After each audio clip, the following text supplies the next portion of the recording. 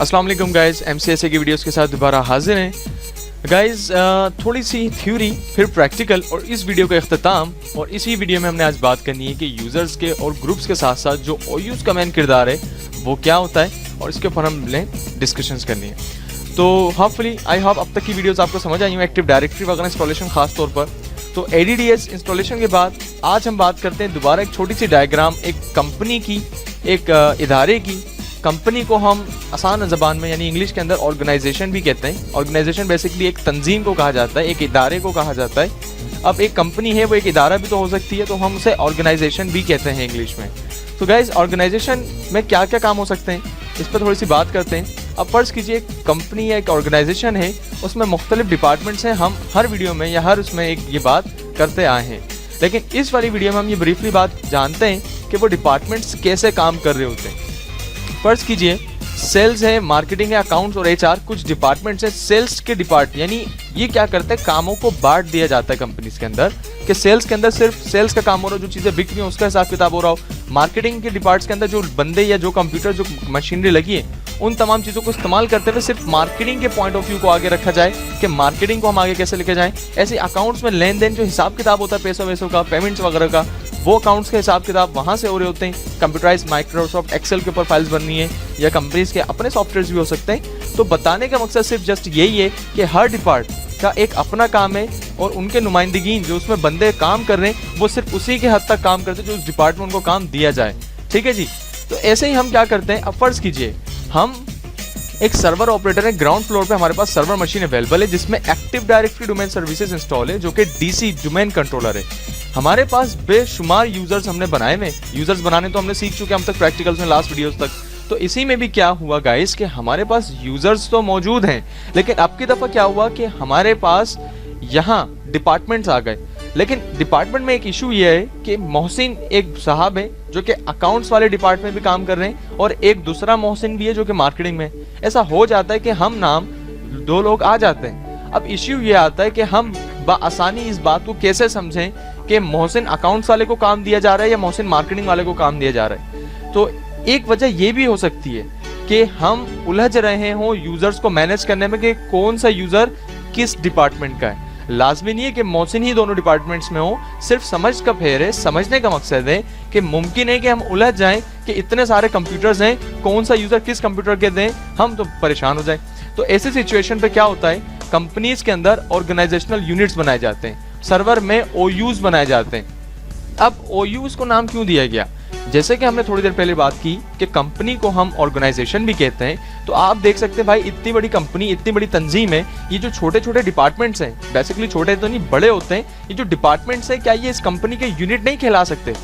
बिल्कुल कहला सकते हैं। एक्चुअली में यूनिट्स का मतलब जो होता है वो होता है हिस्से, और इन्हीं हिस्सों से मिलकर ये छोटे छोटे यूनिट्स जब मिलकर इकट्ठा होते हैं और इन सब का काम एक होता है तो जाकर बनती है कंपनी। तो इन यूनिट्स को जो कि एक ऑर्गेनाइजेशन के यूनिट हैं, तो इसको हम माइक्रोसॉफ्ट की ज़बान में भी ऑर्गेनाइजेशनल यूनिट कहते हैं। शॉर्ट फॉर्म स्टैंड फॉर कहें तो हम OU, और OU बनाने की सलाहियत हमारे DC यानी डोमेन कंट्रोलर में होती है जो कि यूजर्स एंड ऑब्जेक्ट्स में से हम बनाते हैं। इसी वीडियो के बाद हम उसका भी प्रैक्टिकल कर लेंगे। तो गाइस OU बनाने का मकसद क्या होता है, OU से ये फायदा होगा कि जो हमारे यूजर्स हैं उनके इर्द गिर्द भी बाउंड्री खींच जाएगी और वो बता दिया जाएगा कि ये चंद यूजर्स अलग अलग डिपार्टमेंट्स के हैं, और वो हमें सर्वर रूम यानी सर्वर की स्क्रीन पर ही नजर आ रहा होगा बआसानी कि कौन सा यूजर कौन से डिपार्टमेंट्स में है। तो ठीक है, मुमकिन है देखें अकाउंट्स और मार्केटिंग के अंदर जो मोहसिन है वो दोनों मोहसिन है, अलग अलग मोहसिन है, ठीक है। और अब की दफा अगर मैं OU के साथ देखें, जब ये बाउंड्री खिंच गई तो हमें इस बात की आसानी हो गई कि अकाउंट्स के अंदर भी कोई मोहसिन है और मार्केटिंग के अंदर भी कोई मोहसिन अवेलेबल है। तो OU का एक सिंपल सा मेथड है तमाम यूजर्स और कंप्यूटर्स को इजीली मैनेज करना डिपार्टमेंट्स के साइड। ठीक है, एक बात तो ये है, और दूसरी जो सबसे मेन वजह है OU बनाने की, उसके ऊपर हम बात करते हैं। गाइस देखिएगा तकरीबन डायग्राम कुछ वैसे ही है, लेकिन अब की दफा डिपार्टमेंट हमारे पास दो हैं, एक मार्केटिंग का डिपार्ट है और एक अकाउंट्स का डिपार्ट है। DC हमारे पास मौजूद है, अकाउंट्स और मार्केटिंग के OUs भी हमारे बने हुए, लेकिन अब की दफा OU के साथ जो तस्करा है हमारा वो है GPO का यानी ग्रुप पॉलिसी ऑब्जेक्ट। OU का टॉपिक चल रहा है, इस वजह से थोड़ा ही सा मतलब मामूली सी बात करनी है हमने GPO के बारे में, वरना नेक्स्ट वीडियोस में हम इसको डिटेल में पढ़ेंगे। ग्रुप पॉलिसी पढ़ने के लायक है और काफी डिस्कस मतलब इंटरेस्टेड है। तो हमने क्या करना है गाइज, OU जो है ना ग्रुप पॉलिसी के साथ कैसे काम करता है इस पे जरा बात करते हैं। बेसिकली हमारे कंपनीज में क्या होता है कि कुछ जगहों पर हमें पाबंदियां भी आयद करनी पड़ती हैं, क्योंकि हर कोई शुरफा नहीं होता, हर कोई मतलब वैसा नहीं होता कि हम उसको जस्ट ऑर्डर दे दें और वो काम करता रहे। कुछ चीजें हमने डिसिप्लिन बरकरार रखना पड़ता है, हमें चीजों को मैनेज करना पड़ता है, जो कि वहाँ मैनेजमेंट साइड होते हैं। अक्सर कंपनीज में हमने अपने एक्सपीरियंस में ये बातें भी जानी कि कंपनी में इंटरनेट फालतू चीज़ों के लिए अलाउ नहीं है, लेकिन लोग क्या कर रहे हैं, फेसबुक भी इस्तेमाल कर रहे हैं और गेम्स भी खेल रहे हैं ऑनलाइन। तो कुछ चीज़ें पे फिर हमें पाबंदियां लगानी पड़ती हैं जो कि सर्वर साइड से देख रहे होते हैं। तो उसी की एक एग्जाम्पल है, फर्ज कीजिए एक अकाउंट्स के डिपार्टमेंट में हम चाहते हैं कि USB ना चले, क्योंकि अकाउंट्स के डिपार्टमेंट जो फाइल्स हमारी रखी हैं वो कंपनी के हवाले, पेमेंट्स के हवाले से, तो कोई बंदा या कोई ऑपरेटर उसको USB से आगे पीछे ना कर सके। तो हमने क्या करा, DC से ग्रुप पॉलिसी के थ्रू USB को क्या कर दिया, बंद कर दिया। और ये चीज़ किससे मुमकिन हुई, OU तो बना हुआ था, अकाउंट्स का OU था, लेकिन उसके ऊपर हमने क्या अप्लाई कर दिया, ग्रुप पॉलिसी अप्लाई कर दिया। अब ये ग्रुप पॉलिसीज कैसे अप्लाई होती हैं इनको भी हम प्रैक्टिकल करेंगे। फिल वक्त आपने इन बातों को नोट करना है कि OU के क्या क्या फायदे होते हैं और ग्रुप पॉलिसी OU के साथ कैसे काम करती है। सेम एज इट इज हमने कहा जो मार्केटिंग का डिपार्ट है, मार्केटिंग के डिपार्ट में हमने कोई सॉफ्टवेयर बंद करना है। कोई सॉफ्टवेयर हो सकता है कि हम कोई सॉफ्टवेयर बंद करें वो लोग ना चलाएं, हम चाहते हैं कि कोई सॉफ्टवेयर वो लोग रसाई ना कर पाए। तो उसकी एग्जांपल हमने ली ऐसे कि एक नोटपैड हमने लिया, हम चाहते हैं कि मार्केटिंग वाले लोग नोटपैड इस्तेमाल ना कर सकें। जस्ट एंड जस्ट बताने का मकसद है, अगर हम नोटपैड बंद कर सकते हैं तो इट्स मीन हम माइक्रोसॉफ्ट वर्ड भी बंद कर सकते हैं, इट्स मीन हम गूगल क्रोम भी बंद कर सकते हैं, जो सॉफ्टवेयर चाहे हम बंद कर सकते हैं। तो क्या होगा, नोटपैड वाली फाइल भी हमारी वहां पर नहीं रन कर पाएगी। तो आई होप गाइज GPO के साथ आपको OU समझ आया हो, और OU बहुत इजी है। आपने देखा कि ऑर्गेनाइजेशनल यूनिट बनाने के क्या क्या एडवांटेजेस हो सकते हैं। अच्छा जी, अब बात करते हैं, छोटी सी तस्करा हमने क्यों रखा, आसान लफ्जों में बिल्कुल इजी इंग्लिश में हमने लिखा कि OU जो है वो क्या काम कर सकता है। इसके 3 बहुत इंपॉर्टेंट काम है।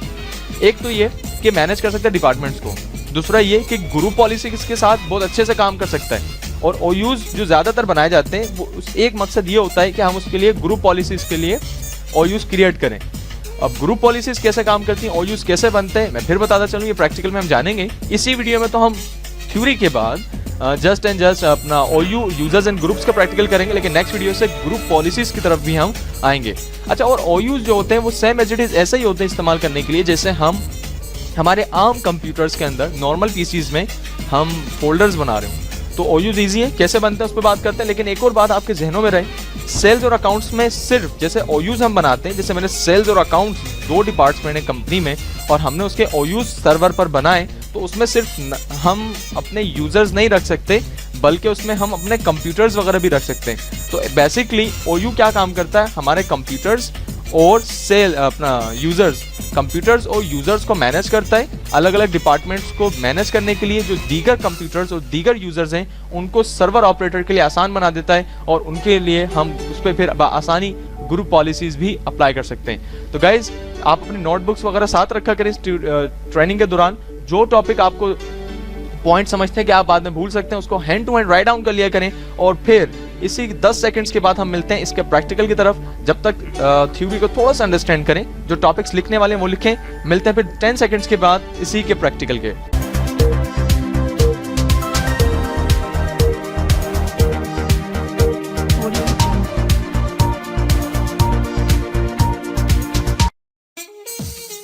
Welcome back once again guys, मैं मोहम्मद हादिस, और OU की हमारी बात चल रही है कि OUs को हम कैसे मैनेज कर सकें। तो guys, virtual machine Windows server 2012 हमने खोला और उसको मैंने VM से यहाँ से जो स्नैपशॉट है वो डोमेन हमने डोमेन हमने ओपन किया है। यानी स्नैपशॉट जब हमने बनाना सीखे तो फ्रेश नहीं, डोमेन वाला एनवायरनमेंट हम बात करें, क्योंकि इसमें एक्टिव डायरेक्टरी इंस्टॉल्ड होना लाजमी है।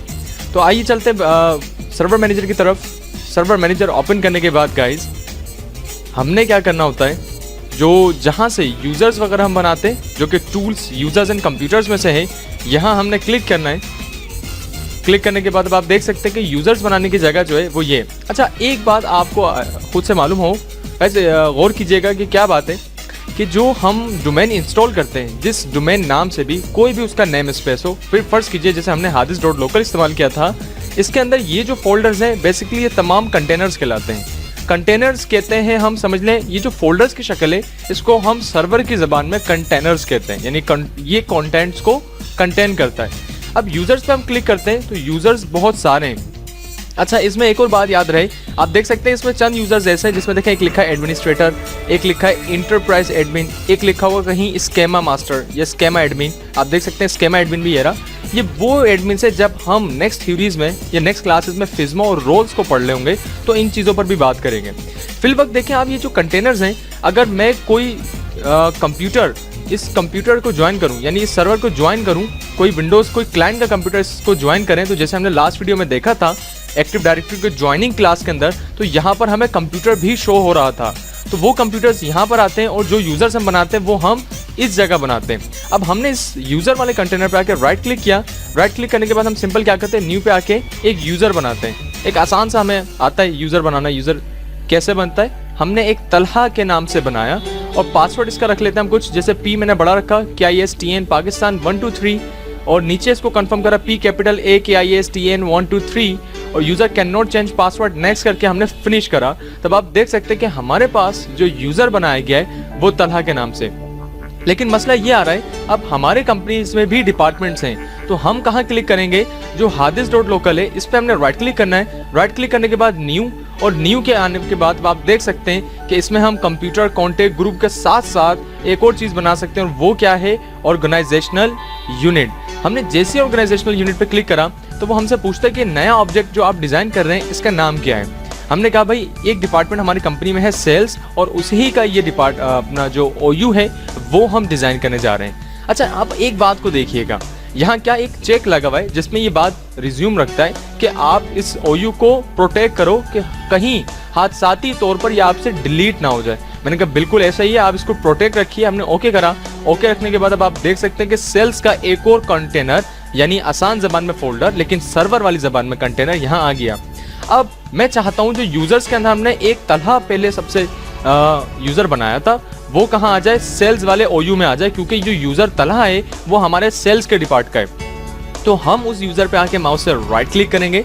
राइट क्लिक करने के बाद देखिए क्या लिखा हुआ है, मूव। हमने मूव पे क्लिक करा और अब यहाँ पर हमारे पास पूरी डायरेक्टरी आ गई कि हमने इसको मूव कहाँ कराना है। इस पर हमने डबल क्लिक नहीं करना था। अच्छा, अब देखिएगा यहाँ पर आए, हमने कहा इसको सेल्स में मूव कर दें और हमने जैसे ही ओके करा तो आप देखें यहाँ से तलहा गायब हो गया और सेल्स वाले हम अगर OU में आए तो सेल्स वाले OU के अंदर तलहा एग्जिस्ट करता है।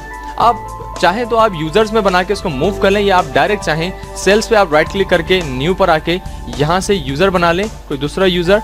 हम मोहसिन बना लेते हैं। मैंने कहा मोहसिन आ गया, नेक्स्ट, और यहाँ से win 2008 password never change, can not change the password, okay in finish. तो आप देख सकते हैं मोहसिन भी इसमें बन गया।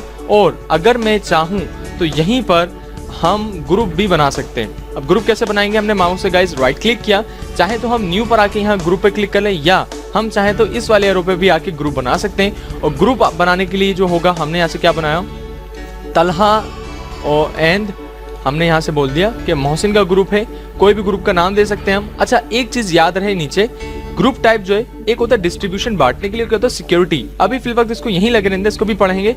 ग्रुप स्कोप आता है यूनिवर्सल और ग्लोबल और डोमेन लोकल। ग्लोबल वाला और डोमेन लोकल में ये फ़र्क है गाइस कि जो हम फॉरेस्ट और चाइल्ड डोमेन पढ़ते हैं, यूनिवर्सल का मतलब होता है कि वो तमाम चाइल्ड डोमेन्स पे काम करेगा, जबकि ग्लोबल में वो एक ही ट्री यानी एक ही दरख्त पे काम करता रहेगा।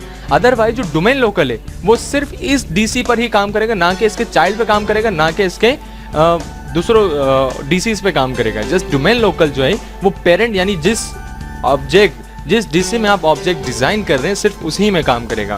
तो फिल वक्त हमने जस्ट ग्लोबल रखा और इसको ओके करते तो देखें हमने एक ग्रुप डिज़ाइन कर लिया। इस पर राइट क्लिक करके हम कहाँ पर आते हैं, प्रॉपर्टीज़ पे आते हैं। यहाँ देखते हैं मेंबर्स कोई है, इसके कोई भी मेंबर नहीं है, हम इसको ऐड करा लेते हैं। मैंने ऐड करा और यहाँ से नाम लिखा मैंने तलहा, चेक नेम करते। तो गाइज अब आप देखिएगा कि जो तलहा है वो बता रहे कि वो ये रहा इसी ग्रुप में। अब वो पूछ रहे तलहा इन मोहसिन के नाम से 2 हैं, हमने कहा तलहा ये वाला हो, हमने जस्ट ओके करा। तो आप गौर कर सकते हैं कि तलहा जो है हमारे जो कि सेल्स के कंटेनर में था वो यहाँ पर आ गया और ओके करते हैं तो तलहा इस पर हमारे मैनेज है। ठीक है गाइस, तो तलहा जो है हमारे वो सेल्स वाले ग्रुप से आ गया। ऐसे ही सेम एज इट इज हमने ऐड करा। ऐड करने के बाद मैं चाहता हूँ कि मोहसिन को भी हम ऐड करें। मोहसिन लिख के हमने चेक नेम किया तो मोहसिन भी सिंपल आ गया और हमने ओके करा तो देख सकते हैं कि मोहसिन और तलहा कंटेनर से सिंपल आ गए। और उसके साथ साथ यहाँ एक फॉरवर्ड स्लैश के बाद ये भी लिखा है कि ये कौन से OU से वाबस्ता यानी ताल्लुक रखते हैं। हमने अप्लाई करा, ओके करा तो हमने इस बात को जाना कि यूजर्स कैसे बनने OU में और ग्रुप्स कैसे बनने। ठीक है, अच्छा अब मुझे एक और नया OU बनाना हो, मैं चाहता हूँ कि एक अकाउंट्स का डिपार्टमेंट भी बनाना है। तो हमने वापस hadis.local पर राइट क्लिक करके न्यू पर आके ऑर्गेनाइजेशनल यूनिट पे क्लिक किया और यहाँ लिखा हमने अकाउंट्स और इसको ओके करा। अब ओके किया तो देख सकते हैं सेल्स के ग्रुप अलग है, अकाउंट्स का अलग है। अकाउंट्स में अगर कोई यूजर बनाना चाहूँ तो मैं यहाँ सिंपल क्लिक करके यूजर बना सकता हूँ। ठीक है गाइस, तो हमारी इस क्लास में हमने बात करी कि यूजर्स कैसे बन रहे हैं, ग्रुप्स कैसे बन रहे हैं और OUs कैसे बन रहे हैं। और रही बात उसकी, जो चीज़ जैसे क्रिएट होती है वैसे डिलीट होती है। जैसे मैंने किसी यूज़र को राइट क्लिक करके डिलीट करना और यस करता हूँ तो वो यूज़र हमारा डिलीट हो जाएगा। लेकिन एक बात याद रखिएगा, कोई भी चीज़ सर्वर मशीन से डिलीट करते वक्त सोचिएगा ज़रूर कि क्या वो वाकई यूजलेस हो गई, क्या उसका कोई काम नहीं है, या डिलीट ना करें, आप उसे डिसेबल कर दें। यहाँ से अकाउंट होता है, आप इसे डिसेबल कर दें। हो सकता है आप इस जो आपका यूज़र है इसको कभी बाद में इस्तेमाल करना चाहें, लेकिन डिलीट करने का मतलब है बिल्कुल ही वो चीज़ वहाँ से ख़त्म हो जाए और ये सर्वर के अंदर बेहतर नहीं है। तो आपने क्या करना है, यहाँ से डिसेबल के बाद वापस राइट क्लिक करके इनेबल करें और आपका ऑब्जेक्ट इनेबल हो जाएगा। तो कुछ चंद बातें तो क्लियर हैं। डिलीट करने का तरीका भी बता दिया, यूजर्स क्रिएट करने का तरीका भी हमने देख लिया। अब बात ये आती है कि अगर हम इन OUs को डिलीट करना चाहें, इस OU पे मैंने राइट क्लिक किया, राइट क्लिक करने के बाद देखें डिलीट का बटन आ रहा है, हमने जस्ट डिलीट पे क्लिक किया तो आप देख सकते हैं सिंपल उसने पूछा कि हम डिलीट करना चाहते हैं, हमने यस कहा तो उसने एरर दे दिया क्योंकि हम जब OU डिज़ाइन कर रहे थे तो वहाँ पर हमने प्रोटेक्टेड चेक लगाया था, आपको याद होगा। तो अब अगर एक तो अच्छी बात इसकी ये है कि इसको हम हादसाती तौर पर भी डिलीट नहीं कर सकते, लेकिन मसला ये अगर हम वाकई तौर पर डिलीट करना चाहें तो कैसे करें।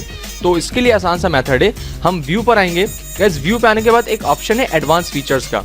एडवांस फीचर से मुराद क्या है कि मजीद फंक्शन। उसकी वजह क्यों है, सेल्स पे अगर हम राइट क्लिक करके इसकी अगर प्रॉपर्टीज पे आए तब आप देख सकते हैं कि इसके पास यहाँ कम ऑप्शंस मौजूद हैं, यानी 3 टैब्स आ रही हैं।